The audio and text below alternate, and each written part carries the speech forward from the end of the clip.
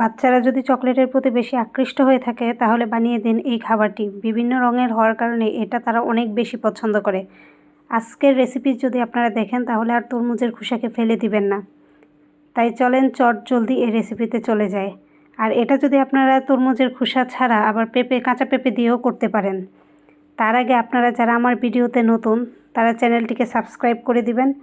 আর যারা আগে থেকেই করে দিয়েছেন তাদেরকে অসংখ্য ধন্যবাদ। বেশি বেশি করে শেয়ার করে দিবেন আর লাইক করে কমেন্ট করতে ভুলবেন না। তরমুজের এই মুরব্বা তৈরি করতে প্রথমে তরমুজের উপরের খোসার সবুজ এবং লাল অংশ বাদ দিয়ে দিব। তারপর কিউব কিউব করে কেটে নিব আর একটু মাঝারি করেই কেটে নিব, তাতে করে সিদ্ধ আর শুকানোর পর বেশ ছোট হয়ে যাবে না। আর কাটার প্রসেসটা এইভাবে আমি আপনাদেরকে দেখিয়ে দিয়েছি। এখন চলে যাব হচ্ছে সেটার তৈরির প্রসেসে। সবগুলো তরমুজের খোসাকে আমি ভালোভাবে কেটে তারপরে ধুয়ে নিয়েছি। এই তো দেখেন সবগুলো কিউব কিউব করে কাটা হয়ে গিয়েছে। এখন এখানে কোনো লাল অংশ কিন্তু আমি রাখিনি।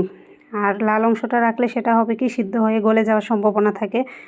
তো তারপরে এই তো দেখেন আমি সবগুলো একসাথে রেখে দিয়েছি। এখন আমি সেটা চলে যাচ্ছি চুলায়।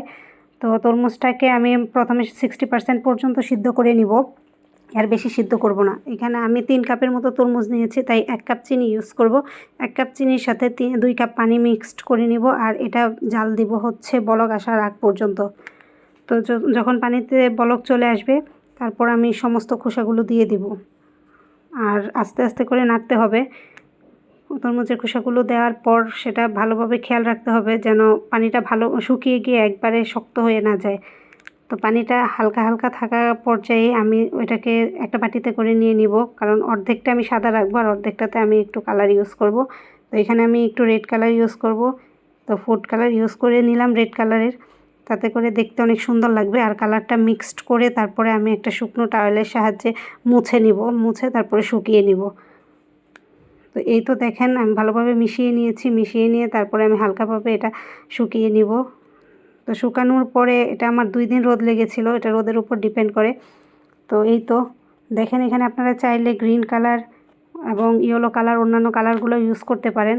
কালারফুল হওয়ার কারণে বাচ্চাগুলার এদের প্রতি একটু বেশি আকর্ষিত হয়। এই মুরব্বাগুলা চাইলে আপনারা কেকের সাথে টুটি ফুটি হিসেবে ইউজ করতে পারেন, রুটির সাথে ইউজ করতে পারেন বা এমনিতেও খাওয়া যায়। তা যে পর্যন্ত আল্লাহ হাফেজ।